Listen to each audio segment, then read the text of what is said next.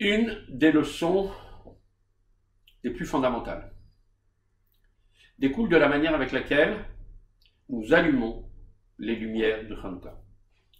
Dès que nous prenons conscience que le soleil se couche, il est alors de notre devoir de répandre la lumière. Aller à contre-courant, résister à ce qui paraît fatalement naturel, n'est certainement pas une chose facile. C'est pourquoi le premier jour, une flamme suffit. Mais attention, on ne peut pas s'endormir sur ses lauriers. Le lendemain, il faudra fournir encore un effort et allumer une lumière supplémentaire. Car l'acte glorieux de la veille fait partie maintenant des éléments acquis, des habitudes et de la routine. Alors le lendemain et le surlendemain, nous allumerons des lumières supplémentaires jusqu'à éclairer toute la Hanoukia.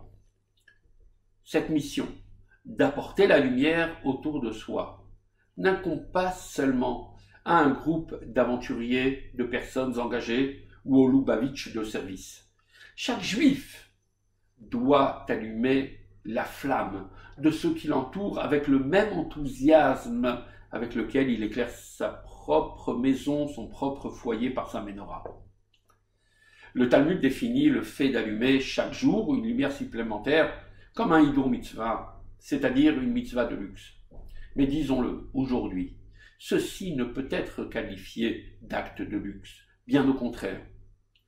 Nous ne pouvons pas nous payer le luxe de stagner. Ajouter une flamme et encore une autre est en fait un devoir et une nécessité. Il y va de la survie du judaïsme. Chacun doit, sans exception, s'engager à éclairer le monde qui l'entoure. Une autre mitzvah, encore une pièce à la tzedaka, une autre mezouza, une autre minute de Torah à étudier, une bougie de Shabbat. Chaque enfant en plus qui sera éduqué dans la voie de la tradition, tout cela compte.